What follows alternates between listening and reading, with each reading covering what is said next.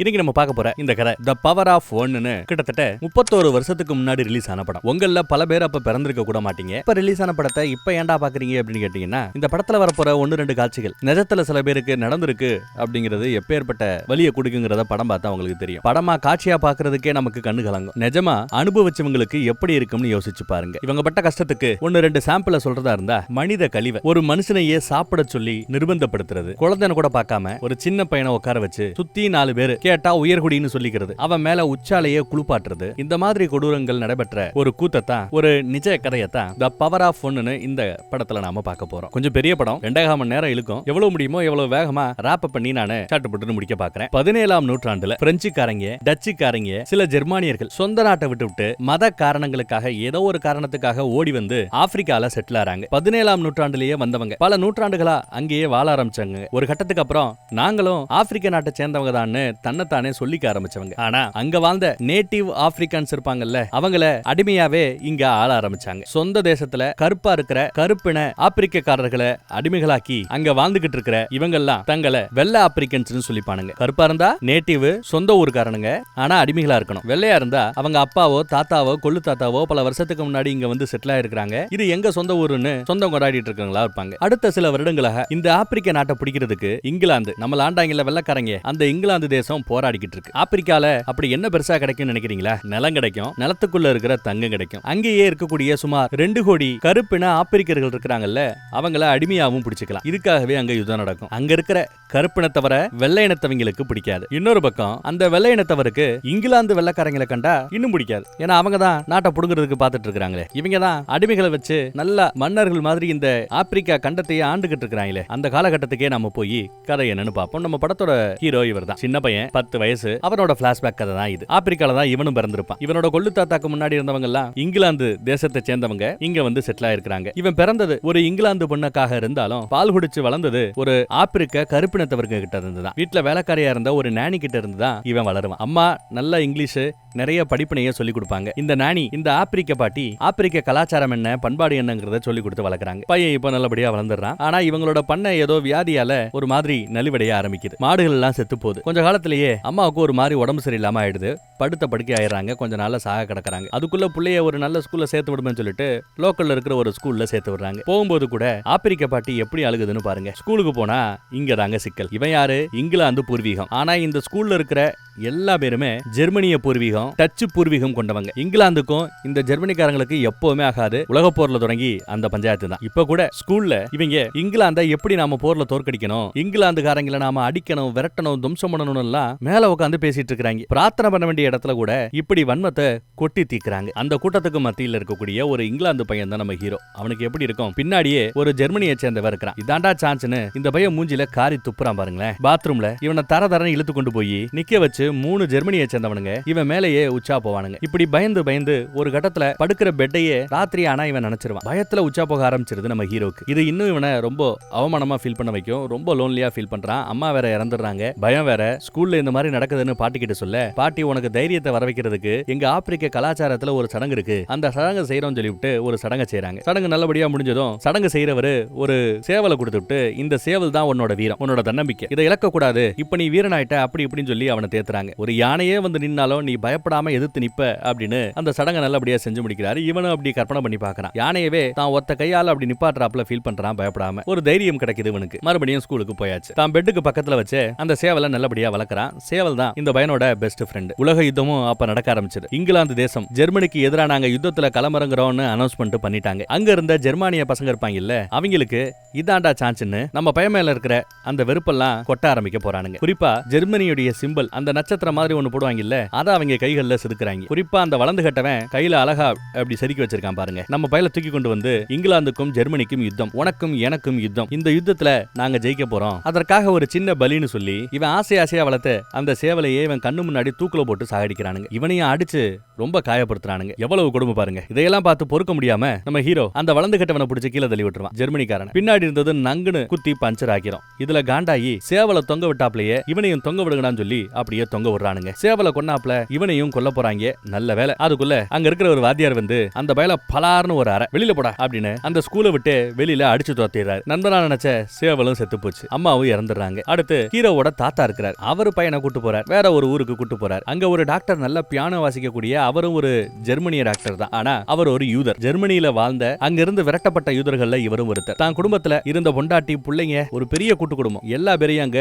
பலி கொடுத்தவர். எல்லா பேரும் இறந்துடுறாங்க ஹிட்லரோட யூத வெறியினால. அந்த டாக்டர் நம்ம தாத்தாவுக்கு கொஞ்சம் பழக்கம். பையனுக்கு கொஞ்சம் பியானோ சொல்லி கொடுப்பான்னு சொல்ல நீயே கொஞ்சம் இவனை பாத்துக்க எனக்கு கொஞ்சம் வேலை இருக்குன்னு கிளம்பிடுறாப்ல. டாக்டர் தான் நல்லபடியா இந்த பையனை நல்லபடியா வளர்க்கறது பியானோ சொல்லி கொடுக்கறது அப்படி இப்படி நல்லா கொண்டு போறாரு. பையனும் நல்லா வளர்ந்து வரான். நல்ல ஒரு அட்டாச்மெண்ட் டாக்டர் கூட. நிறைய செடிகள் விதவிதமா இவங்க மூலிகைகளையும் வளர்ப்பாங்க. நல்லா தான் போய்கிட்டு இருக்கு. திடீர்னு ஒரு நாள் போலீஸ்காரங்க வராங்க. ஜெர்மனியில யூதர்கள் எல்லாத்தையும் அரெஸ்ட் பண்ண ஆரம்பிச்சிட்டாங்க. ஜெர்மனி ஆளக்கூடிய எல்லா இடத்துல இருக்கிற யூதர்களையும் அரெஸ்ட் பண்ணணும்னு உத்தரவு. நீங்களும் ஒரு யூதன் தானே ஒரு ஜூ தானே அதனால உங்களை நாங்க அரெஸ்ட் பண்றோம் அப்படின்னு சொல்ல அவர் வருத்தமாயிராருங்க. அவரோட பியானோ உட்பட முடிஞ்ச வரை உங்களை நல்லபடியா வச்சுக்கிறோம் சொல்லிட்டு தான் கூட்டு வராங்க. ஏன்னா அவர் ஒரு டாக்டர் பியானிஸ்ட் பெரிய ஆளு. அதனால கொஞ்சம் மரியாதையோட நடத்துறோம் சொல்லி நடத்துறாங்க. பட் இருந்தாலும் அவர் ஜெயிலுக்குள்ள தான் இருக்கணும். அதே ஜெயில்ல இந்த தேசத்தோட பூர்வ குடிகளாக இருக்கக்கூடிய கருப்பின ஆப்பிரிக்கர்கள் அவங்க எல்லாம் இங்க ஜெயில கிடக்குறாங்க. அடிமைகளா கிடக்குறாங்க. இங்கேயும் முடிஞ்ச வரை மூலிகைகளை வளர்க்க செய்ய ஜெயிலுக்கு தன்னால முடிஞ்ச உதவியையும் இவர் செஞ்சுக்கிட்டு இருக்காரு. கூடவே அந்த பையனையும் வச்சுக்கிறார். பையனும் எல்லாம் கத்துக்கிட்டு வளர்ந்து வர்றான். இருந்தாலும் தனக்கு எப்பவுமே ஒரு பயம் இருக்கும் இல்லையா? அதை பத்தி எடுத்து சொல்ல சண்டை கத்துக்கிட்டா உனக்கு பயம் இருக்காதுன்னு சண்டை கத்து கொடுக்க ஒரு நல்ல ஆள் வேணும்னு கேக்குறாப்ல. அங்கேயே ஜெயில இதோ மொட்டை அடிச்சு ஒருத்தவர் இருக்கிறாரு. நிறைய படங்களை பார்த்திருப்பீங்கல்ல நம்மால அவர் இருக்கிறாப்ல. இந்த வயலுக்கு கொஞ்சம் பாக்ஸிங் சொல்லி கொடு. முன்னாள் பாக்ஸர் தானே நீயே சொல்லி கொடுப்பா அப்படின்னு சொல்லி குருஜி ஆக்கிறார். குரு தான். ஆனா குருன்னு கூப்பிடக்கூடாது. பேர் சொல்லி தான் கூப்பிடணும் குருவையே. ஆனா குரு இந்த பையனை ரொம்ப மரியாதையோட வாங்க போங்கன்னு பேசணுமா. ஏன்னா அங்க கலர் தான் முக்கியம். நல்லா ட்ரைனிங் கொடுக்க ஆரம்பிக்கிறாரு. இவனும் நல்லா கத்துக்க ஆரம்பிக்கிறான். பாக்ஸிங் சிறப்பா கத்துக்க ஆரம்பிக்கிறான். இங்க இருக்கிற ஜெயிலருக்கும் நம்ம குருஜிக்கும் ஆகவே ஆகாது. எப்ப பார்த்தாலும் குருஜி கூட வம்புழுக்கிறது அடிக்கிறது இப்படிதான் சேட்டை பண்ணிக்கிட்டு இருப்பாரு. அடிச்சு விழுகிடக்கிற கூட டாக்டரும் பையனும் தான் தூக்கி விடுறாங்க. இவங்க மூலிகைக்கு பயன்படுத்தக்கூடிய ஒரு இலை இருக்கும். மூலிகை செடிகள் கெட்டு போகாம இருக்கணும்னா இலைய சுத்தி வச்சிருப்பாங்க. இன்னொரு இலையால புகையிலையால வேற சுத்தி வச்சிருக்கும் போதுதான் அந்த மூலிகை அந்த வேர் வந்து கெட்டு போகாம இருக்குமா. அந்த புகையிலையை எங்களுக்கு கொடுக்க முடியுமா? தினம் தினம் அடிமை மாதிரி நடத்துறாங்க, வேலை வாங்குறாங்க, அடிக்கிறாங்க. இது எங்களுக்கு கொஞ்சம் சந்தோஷத்தை கொடுக்கும்னு நம்ம குருஜி கேட்க இவரும் சரின்னு ஒத்துக்கிறாரு. அந்த இலைகளை இவங்க அப்பப்போ சப்ளை பண்ணிப்பாங்க. அதை வச்சுதான் ஏதோ பொழப்ப ஓட்டிக்கிட்டு இருக்காங்க. இந்த பக்கம் நம்ம பையன் நல்லா வளர்ந்துட்டாங்க. பாக்ஸிங்ல வேற லெவல்ல டெவலப் ஆயிட்டான். எப்படி அடிச்சு நொறுக்குறான்னு பாருங்களேன். அப்புறம் அந்த மூலிகைகளுக்கு உரம் வேணும். அந்த உரத்துக்காக மனித கழிவுகளையே அப்போ பயன்படுத்திக்கிட்டு இருந்தாங்க. குருஜி மூலமா இந்த நாட்டில் நடக்கிற அநியாயம் அக்கிரமம் எல்லாத்தையுமே தெரிஞ்சுக்கிறான். அங்க ஜெயிலர் குருஜியை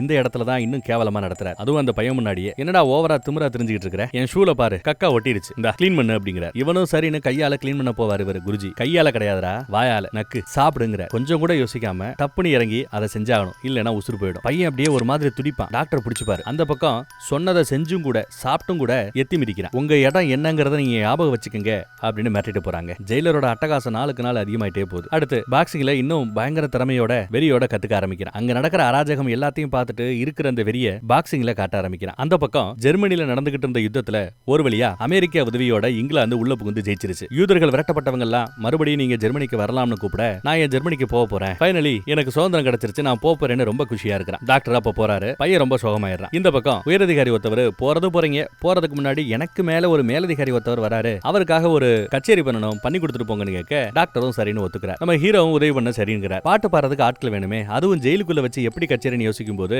எங்க பசங்க இருக்கிறாங்க, கருப்பின ஆப்பிரிக்கர்கள் உங்களுக்காக நல்ல சிங்கரா பாடுவாங்க அப்படின்னு சொல்றாப்ல. சரி பாடலாம் முடிவு பண்ணியாச்சு. வரிகள் அப்படின்னு கேட்கும்போது நம்ம ஹீரோ நான் வரி எழுதி தரேங்கிறா. அந்த வரிகள் இவங்களோட ஆப்பிரிக்க மொழியில இருக்கணும். நம்ம ஹீரோக்கு ஆப்பிரிக்க மொழியும் தெரியும், இங்கிலீஷும் தெரியும். அதுல இந்த ஜெயிலர்ஸ் இவங்க எல்லாருமே கோலைகள்னும் அவங்கள பத்தி கொஞ்சம் தப்பா வரிகள் எழுதி ஆப்பிரிக்கர்களுக்கு வீரத்தை கொடுக்கறாப்ல வரிகளை எழுதி அதை கம்போஸ் பண்ண ஆரம்பிக்கிறாங்க. சிறப்பா எல்லாமே ரெடி பண்ணிட்டாங்க. ஆப்பிரிக்கர்களுக்கு அந்த பாட்டை சொல்லிக் கொடுக்கறதுக்குள்ள அந்த ஆப்பிரிக்க இனத்துக்குள்ளேயே 3 குடி இருக்கான். மேல் ஜாதி, கீழ் ஜாதி, இடைஜாதின்னு அவங்களுக்குள்ளேயே சண்டை. இருக்கிறது கருப்பு, கருப்புல வந்து கருப்பா கொடூரமா இருக்கிறது, கொடூரமா கருப்பா இருக்கிறது, மிடில் கருப்பா இருக்கிறது, இதுலயே வச்சுக்கிட்டு இவங்களுக்குள்ளேயே குடி சண்டை. அப்ப உருப்படுமா? அப்புறம் பையன் தான் ஓரளவு அவங்களை தேத்தி சண்டை இல்லாம இருக்க சொல்லி அவங்களுக்கு சொல்லி கொடுத்து ஒத்துமையா எப்படி பாட்டு பாடணும்ன்றே சொல்லி கொடுக்குறான். ஒரு வழியா அந்த நாளும் வருது, கச்சேரி ஆரம்பிக்குது. ரொம்ப சிறப்பா பாடவும் செய்றாங்க. உணர்ச்சி வசப்பட்டு வெறியோட நல்லா பாடுறாங்க. அருமையா பாட்டு அந்த பக்கம் போய்கிட்டு இருக்கும். அதே சமயம் இந்த பக்கம் ஜெயிலரு ஏதோ தப்பு தண்டா நடக்குது. அங்க அவன் பாடிக்கிட்டு இருக்கிறதோட உண்மையான அர்த்தம் வேற. அந்த உண்மையை என்கிட்ட சொல்றியா இல்லையான்னு போட்டு அடி நடத்தி சித்திரவதை பண்றாரு. அதுவும் தனியா மாட்டி இருக்கிறோம், எப்படியும் சாக போறோங்கிறது நம்மளுக்கு தெரிஞ்சு போச்சு. அதனால குருஜி அந்த வார்த்தையோட உண்மை வரிகளவே எடுத்து சொல்லி இப்படி தாயா பாடுறோம், நீங்க எல்லாம் அவ்வளவுதான், நீங்க எல்லாம் கோழைய அப்படின்னு திட்டிர அடிச்சே கொண்டு போட்டுறாங்க. அந்த பக்கம் நல்லபடியா பாட்டு பாடிட்டோன்னு ரொம்ப சந்தோஷப்பட்டு இருக்கும்போது ஜெயிலர் வித்தியாசமா சிரிச்சிட்டு வர எங்கடா நம்ம குருஜியை காணமேனு இவனும் ஓடி போய் தேடி பாப்பான். பார்த்தா சாக கிடக்குறார். சாகர திருவாயில கூட என் மக்களுக்காக ஏதாவது செய்யன்னு சொல்லிட்டு செத்து போறார். அதுக்கப்புறம் நம்ம ஹீரோ படிக்கிறதுக்கு ஒரு காலேஜ்ல ஒரு நல்ல வாய்ப்பு கிடைக்குது. காலேஜ்ல நல்லா படிச்சுக்கிட்டு இருக்கான். நல்லா தான் போகுது. அதே கிளாஸ்ல இன்னொரு டாப்பர் இருப்பான். ரெண்டு பேரும் நல்ல நண்பர்கள். ரெண்டு பேருக்குமே ஆக்ஸ்போர்ட் யூனிவர்சிட்டி மாதிரி ஒரு பெரிய யூனிவர்சிட்டியில ஸ்காலர்ஷிப் அப்ளை பண்ணி வச்சிருக்காராம் வாத்தியார். இன் கேஸ் ஸ்காலர்ஷிப் கிடைச்சதுன்னா போய் நல்லபடியா படிங்கன்னு வாழ்த்துறாரு. ஸ்காலர்ஷிப் கிடைக்கிறது சிரமம், பார்க்கலாம். அதே சமயம் பாக்ஸிங் சாம்பியன்ஷிப் மேட்ச் நடக்கும். நம்ம பையன் தான் சும்மா வேற லெவல்ல சண்டை போடுவானே, சூப்பரா சண்டை போடுறான். ஆனா கொஞ்சம் டைவர்ட் ஆயிடுவான். ஒரு பொண்ணை பார்த்து அடி வாங்கிட்டு விழுவான். அப்புறம் மறுபடியும் சுதாரிச்சு நல்லா சண்டை போட்டு ஒரு வழியா போட்டியில ஜெயிச்சிடறாங்க. இருந்தாலும் அந்த பொண்ணு பேர் என்ன ஊருன்றதெல்லாம் விசாரிச்சு வைக்க சொல்லிடுறாரு. கொஞ்சம் பெட் கட்டிருப்பாங்க, நல்லா காசு பார்த்திருப்பாங்க. அப்புறம் அந்த பொண்ணோட ஹாஸ்டல் ரூம் நம்பர் உட்பட எல்லாமே தெரிஞ்சு போச்சு. எகிரி குறிச்சு போய் அந்த பொண்ணை பார்த்து பேசுறான். கண்டதும் காதல், அவளும் காதல் வசப்படுறா. ரோட்ல பாக்குற இடத்துல எல்லாம் கருப்பின ஆப்பிரிக்கர்களை எப்படி அடிச்சு சித்திரவதை பண்றாங்கன்னு பாருங்க. அப்புறம் அங்க இன்னும் ஒரு பெரிய பாக்ஸிங் சென்டர் ஒன்னு இருக்கும், ஜிம் ஒன்னு இருக்கும். ஜிம்ல போய் எனக்கு கத்து கொடுங்கன்னு வந்து நிக்கிறாப்ல. இங்க ஜிம் மாஸ்டர் ரொம்ப நல்ல மனுஷன். இன வேறுபாடு நிற வேறுபாடு பார்க்காதவர், எல்லா பேருக்கும் சொல்லி கொடுப்பார். அவர் நம்ம வேலை பார்த்துட்டு சரி ட்ரை பண்ணி பாரு, நல்லா சண்டை போட்டேன்னா பயிற்சி கொடுக்குறேங்கிற. சூப்பரா சண்டை போட்டு பட்டைய கலப்ப கண்டிப்பா பயிற்சி கொடுக்குறேன்னு ஜிம் மாஸ்டரும் ஒத்துக்கிறார். அப்புறம் தான் லவ் பண்ற காதலியுடைய அப்பாவை பார்க்க போறாப்ல. அவரு 1ஆம் நம்பர் வெறி பிடிச்ச மனுஷன். சொல்ல போனா வெறிகொண்ட ஒரு கட்சியோட முக்கிய பொறுப்புல இருக்கிறவரும். அவரு தான் பொண்ணு கூட நீ பழகுறதுல எனக்கு விருப்பம் இல்ல, எல்லாத்தையும் குறைச்சுக்கோ, பாக்காத அப்படின்னு சத்தம் போட்டு விட்டுற. ஆனா ஹீரோ விடுவானா? விட மாட்டான். அந்த பக்கம் பொண்ணு எங்க அப்பா தானே, விடு பாத்துக்கலாம், நான் லவ் பண்றேன்னு வந்து நிக்குது. இப்படி அவங்க ஃப்ரீயா போய்கிட்டு இருக்கும்போது ரோட்ல கருப்பினத்தை சேர்ந்தவங்க ஒருத்தர் வந்து நிக்கிறார். என் கூட ஒரு பாக்ஸர் இருக்கிறான், அவன் கூட நீ பாக்ஸ் பண்ணணும், உனக்கு ஒரு சவாலா இருக்கும், நீயும் நிறைய விஷயங்களை கத்துக்கலாம், பாக்ஸ் பண்ண முடியுமான்னு கேக்குறாப்ல. ஸ்டார்டிங்ல நம்மால முடியாதுன்னு, அதுக்கப்புறம் நல்லா உத்து பார்த்தா தெரியும் எந்த ஜெயில நம்ம ஹீரோ பாக்ஸிங் கத்துக்கிட்டு வளர்ந்தானோ அதே ஜெயில இருந்து கஷ்டப்பட்டவங்கல்ல இவரும் ஒருத்தர். எங்களுக்காக வாயேன் அப்படின்னு கூப்பிடுறார். சரின்னு இவரும் ஒத்துக்கிட்டு அங்க போறாங்க. அந்த காலகட்டத்துல கருப்பினத்தவர்களுக்கு தனியா ஒரு இடத்தை ஒதுக்கிட்டு அந்த இடத்துக்குள்ள தான் நீங்க இருக்கணும், வெளி இடத்துக்கு வரக்கூடாதுன்னு உத்தரவு. இந்த ரோட தாண்டி நீங்க வந்தீங்கன்னா உங்களை அடிச்சே கொண்டுடுவோன்னு கூட எழுதி போட்டிருப்பாங்க. அதே மாதிரி அந்த இடத்துக்கு வெள்ளை நிறத்துக்காரங்க போகக்கூடாதுன்னு உத்தரவு. இருந்தாலும் அதே மீறி நம்ம ஹீரோ யாருக்கும் தெரியாம உள்ள புகுந்து அவங்களுக்காக ஒரு பந்தய போட்டியில கலந்துக்கிறான். அவங்க சைட்லயும் ஒரு பாக்ஸர் இருப்பாரு, கருப்பின பாக்ஸர். சண்டை போட ஆரம்பிக்கிறாங்க. சூப்பரா சண்டை போடுறாங்க. ஸ்டார்டிங்ல நம்ம ஹீரோ நல்லா அடி வாங்குவாப்ல. இருந்தாலும் அந்த பக்கம் அந்த கருப்பின பாக்ஸர் ஒரு தப்பு பண்ணிடுறாரு. சண்டைக்கு மத்தியில தண்ணி குடிக்க கூடாது. அவங்க தண்ணி தகம் எடுக்குதுன்னு நல்லா தண்ணி கொடுக்குறாங்க. தண்ணி குடிச்சிட்டா வயிற்றுலயே அடி ஜெயிச்சிடலாமேன்னு இங்க ஜிம் மாஸ்டர் ஐடியா கொடுக்க சண்டை இன்னும் வலுவா நடக்குதுங்க. நல்லா அடிச்சு அடி வாங்கிட்டு இருந்தா கூட திரும்ப திரும்ப எந்திரிச்சு விடாத ஒரு கட்டத்துல அடிச்சு அவரையே அவுட் பண்ணிடுறான். நம்ம ஹீரோ ஜெயிச்சிடறான். எல்லா பேரும் கோவப்படுவாங்கன்னு பார்த்தா இல்லங்க, அடி வாங்கினவரே இவன் ஹீரோ. இவன் தான் நாம எதிர்பார்க்கிற ஜூலுன்னு சொல்லி புதுசா ஒரு பட்ட பெயரோட ஜூலு ஜூலுன்னு கத்துறாங்க. அது என்ன ஜூலு, புது பேரா இருக்கே அப்படின்னு பார்த்தா இந்த கருப்பினத்தவர்களை காக்க ஒருத்த வருவான், ஒரு ஹீரோ வருவான்னு பழைய பாட்டுல இருந்து ஒரு எதிர்பார்ப்போட இவங்க காத்துக்கிட்டு இருக்காங்க. அந்த கேரக்டரோட பேர் தான் ஜூலு. இவன் தான் அந்த ஜூலுன்னு எல்லாரும் நம்ப ஆரம்பிக்கிறாங்க. ஏன்னா ஜெயிலேயே இவனை பத்திய மேட்டர் வெளியில நல்லா பரவி இருக்கும். நமக்காக போராடக்கூடிய ஒரு வெள்ளை இனத்தவன்னு இவன் மேல ஒரு மரியாதை இருந்தது. இப்ப ஜூலுன்னு இவரை எல்லாரும் மரியாதையோட கூப்பிடவே ஆரம்பிச்சிட்டாங்க. அந்த பக்கம் அந்த காதல் இன்னும் ஒருபடி மேல போய் நல்லபடியா அடுத்த லெவலுக்கு முன்னேறி போய்கிட்டு இருக்கு. ஆனா இவங்க இப்படி லவ் பண்றத திருட்டுத்தனமா ஒருத்தவன் ஒரு போலீஸ்காரன் பாக்குறான். நல்லா உத்து பாருங்க, இந்த போலீஸ்காரன் வேற யாரும் இல்ல, சின்ன வயசுல நம்ம ஹீரோ மேலேயே உச்சா போய் ஹீரோவையோ கொலை பண்ண பார்த்தான்ல ஒரு வளர்ந்து கட்டவன், அவன் தான் இவன். நிறைய படத்துல நீங்க பாத்துருக்கலாமே, ஜேம்ஸ் பாண்டா வரவுல அவர் ஒரு காலத்துல எப்பேற்பட்ட ஒரு கேரக்டர் நடிச்சிருக்காருன்னு பாருங்க, டீனேஜ்ல எப்படி இருந்திருக்கிறாருன்னு பாருங்க. அப்புறம் ஜாகிங் போகும்போதே ரொம்ப அசால்ட்டா கருப்பினத்தவரோட ஏரியா பக்கம் அப்படியே ஜாகிங் வருவான். அங்க இருக்கிற பாக்ஸர் கூட சேர்ந்து ரெண்டு பேருமே சேர்ந்து ஜாகிங் போவாங்க. இவங்களை பத்தி நிறைய தெரிஞ்சுக்கிறான். இவங்களை ஒரு இடம் கொடுத்து இங்க தான் நீங்க இருக்கணும்னு ஒதுக்கிட்டாங்க. அதுவும் திறந்த இடத்துல கழிப்பிடம் போக கூடாது, பாத்ரூம்ல தான் போகணும்னு சொல்லி உத்தரவு வேற போட்டாங்க. ஆனா பாத்ரூமுக்கு எவ்வளவு பெரிய கியூ நிக்குதுன்னு பாருங்க. என்னடான்னு பார்த்தா 100 பேருக்கு ஒரு பாத்ரூமா. அப்ப எவ்வளவு பேர் கியூல எவ்வளவு முன்னாடி போய் நிக்கணும், ஒத்த பாத்ரூமை 100 பேர் அடுத்தடுத்து யூஸ் பண்ணணும். இந்த கொடுமையெல்லாம் கேட்கறதுக்கு ஆள் இல்லாம கஷ்டப்படுறாங்க. அதே மாதிரி சில இடத்துல போர்டு வைப்பாங்களாம், கருப்பினத்தவர்கள் உள்ளே வர அனுமதி இல்லைன்னு. தெரியாம உள்ள போவாங்க இல்லையா, அவங்கள அடிச்சே கொள்ளுவாங்க. ஏன்டா உள்ள வந்தீங்கன்னு கேட்டா அவங்களுக்கு எழுத படிக்க தெரியாது. இங்க வேற இங்கிலீஷ்ல எழுதி போட்டிருக்கு கருப்பினத்தவர்கள் உள்ள வரக்கூடாதுன்னு. இங்கிலீஷ் தெரியாம இங்கிலீஷ் படிக்காம எப்படி அவங்களுக்கு இங்க போக கூடாதுன்னு தெரியும்? இந்த கூத்த பத்தி எல்லாம் அவர் சொல்லிதான் இவனுக்கு தெரிய வருது. என் பிள்ளைகளுக்கு படிப்பு சொல்லிக் கொடுக்கணும், முடிஞ்சா படிப்பு சொல்லிக் கொடுக்க முடியுமான்னு கேட்க ஹீரோவும் சரின்னு ஒத்துக்கிறாருங்க. அந்த பக்கம் இவங்க எதிர்பார்த்த ஆக்ஸ்போர்ட் யூனிவர்சிட்டியில இவங்களுக்கு ஆஃபர் கிடைச்சிருச்சான், ஸ்காலர்ஷிப் கிடைச்சிருச்சான்.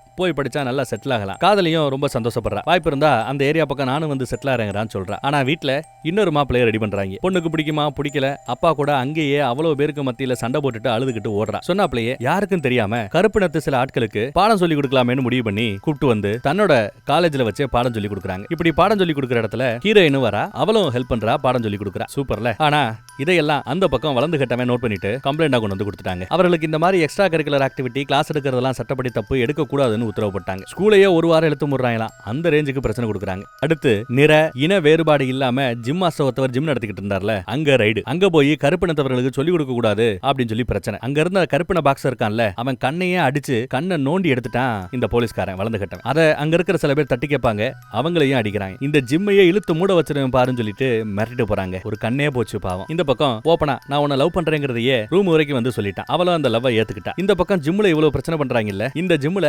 அதிகாரப்பூர்வமா எல்லா இனத்தவர்களுமே வந்து ஜிம் கத்துக்கலாம், பாக்ஸிங் கத்துக்கலாம்னு அதிகாரப்பூர்வமா கலரோட வரைஞ்சே போட்டுறாரு ஜிம் மாஸ்டர். இது அந்த போலீஸ்காரனை இன்னும் வெறுப்பேத்த போது என்ன பண்ண காத்திருக்கானோ தெரியல. இன்னொரு நாள் வந்து பார்த்தா ஜிம்மையே அடிச்சு நொறுக்கிட்டாங்க. ஜிம் மாஸ்டர் அரெஸ்ட் பண்ணி இழுத்துட்டு போறாங்க. சொல்ல போனா அதுலயே பெட்ரோலை ஊத்தி ஜிம்மையே மொத்தமா கொளுத்தி விட்டுறான் அந்த வளர்ந்து கட்டவன். எவ்வளவு கொடூரம் பண்றான் பாருங்க. இவன் ஒரு குட்டி ஹிட்லரா இருப்பான் போல தெரியும். கண்ணு போனாலும் அந்த பக்கம் அந்த பாக்ஸர் விடுறதா இல்ல. மறுபடியும் பசங்க கூட்டிட்டு வந்து இன்னொரு இடத்துல பசங்களுக்கு பாடம் எடுக்க ஆரம்பிக்கிறாங்க. ரகசியமான ஒரு இடம் தான். ஆனா இதையும் மொப்பம் முடிச்சு அந்த போலீஸ்காரன் வந்துடுறாங்க. எல்லா பேரையும் அரெஸ்ட் பண்ண போறோம்னு அரெஸ்ட் பண்ண பாக்குறாங்க. சில பேர் தப்பிச்சு போக பாப்பாங்க. அங்க வச்சு ஒரே கலவர பூமி ஆயிடும். மாத்தி மாத்தி ஒருத்தர் அடிச்சிட்டு இருப்பாங்க. ஒரு போலீஸ்காரன் கையில இருந்த லத்திய வச்சு நம்ம ஹீரோவோட தலையில அடிக்க வருவார். அப்ப இந்த பொண்ணு குறுக்க போய் அந்த அடியை இவ வாங்குவா. பார்த்தா அடிச்ச அடியில தலையில அப்படியே மண்டவோட உடைஞ்சு போய் சம்பவ இடத்துல அந்த பொண்ணு செத்தே போறாங்க. ஹீரோயின் இறந்துறா. இறுதி சடங்கே நடக்கும். தான் பிள்ளையோட சாவுக்கு ஹீரோ தான் காரணம்னு ஹீரோவையே அடிக்க வருவார். ஆனா ஹீரோவுக்கு தனியா எவ்வளவு பேர் நிக்கிறாங்கன்னு பாருங்க. என்ன ஒரு 10 பேர் தானே நிக்கிறாங்கன்னு நீங்க யோசிக்கலாம். இன்னும் கொஞ்சம் பின்னாடி எட்டி பாருங்க. 100 கணக்குல அந்த பொண்ணுக்காகவும் நம்ம ஹீரோவுக்காகவும் நிறைய பேர் வந்து நிக்கிறாங்க. அவர்களோட மரியாதையை செலுத்துறாங்க. அப்பங்கார அரண்டு போறான். அடுத்து நம்ம ஹீரோ விராப்ல தெரியல. ஆக்ஸ்போர்ட் யூனிவர்சிட்டியில ஸ்காலர்ஷிப்போட இது கிடைச்சிருச்சுல ஆஃபர். சரி போலாம் ஒரு குட் பை சொல்லிட்டு வரலாமே சொல்லிட்டு இவங்க ஏரியா பக்கம் வந்து பாய் சொல்ல வருவார். வந்து பார்த்தா சில பேருக்கு இவங்க சொல்லி கொடுத்த பாடம் பல பேருக்கு போய் சேருது. நிறைய சின்ன சின்ன குழந்தைகள் கூட அழகா இங்கிலீஷ் பேசுறாங்க, மேக்ஸ் பண்றாங்க. இதையெல்லாம் பார்த்ததும் ஹீரோ ரொம்ப சந்தோஷப்பட்டான். ஆக்ஸ்போர்டுக்கு போகிறதுக்காக சொல்லிட்டு போறதுக்காக வந்தா.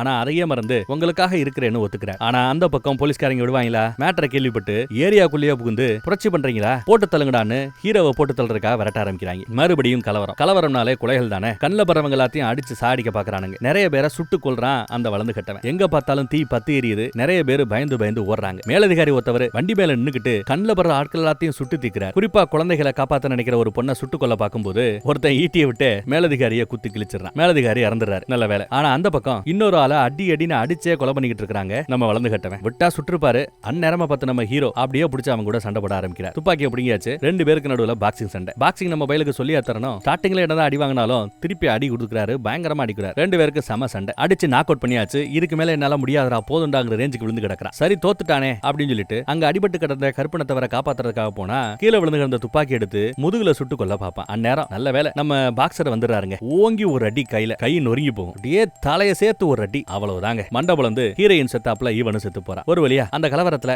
நிறைய பேர் இறந்துடுறாங்க. ஆனா முக்கியமான வில்ல இறந்து போயிட்டான்னு நினைக்கும் போது கொஞ்சம் சந்தோஷமா இருக்கு. அங்க இருக்கிற ஓரளவுக்கு அந்த ஏரியால இருக்கிற சில பேருக்கு நம்ம படிப்பு சொல்லி கொடுத்துட்டோம். இனி அந்த படிப்பு பரவறதை யாராலையும் தடுக்க முடியாது. இதே மாதிரி ஆப்பிரிக்க நாடு முழுக்க ஏகப்பட்ட இடத்துல அங்கங்க கருப்பினத்தை சேர்ந்தவங்க அடைபட்டு கிடக்குறாங்க. அந்தந்த ஏரியாக்கு போகணும். அவங்களுக்கு சில பேராக்காவது அங்க இருக்கிற ஒரு 10-15 பேருக்காவது படிப்பை சொல்லி கொடுக்கணும். அவ்வளவுதான். அவங்க மூலமா அந்த படிப்பு பரவும். மறுபடியும் வேற இடத்துக்கு போவோம்னு சொல்லிட்டு இப்படி திருட்டுத்தனமா எல்லா இடத்துக்கும் போய் படிப்பு சொல்லி கொடுக்கறதையே திருட்டுத்தனமா சொல்லி கொடுக்க வேண்டிய ஒரு கட்டாயத்துல நம்ம ஹீரோவும் அந்த பாக்ஸரும் இருக்கிறாங்க. நல்லா இருந்துச்சுல. இவர்களோட போராட்டம் தொடரும். இதே மாதிரி கதைகளும் தொடரும். இந்த மாதிரி கதைகளை நிறைய பேர் என்ன மொக்க கதை பேசுற, என்ன பழைய கதையை பேசுற, இதெல்லாம் அவசியம் இல்லைன்னு கூட கமெண்ட் பண்ணலாம். ஆனா என்னமோ தெரியல, எனக்கு இந்த மாதிரி படங்களை பார்க்கும்போது பார்க்கணும் பேசணும்னு ஃபீல் வருது. பார்த்தாச்சு, பேசியாச்சு.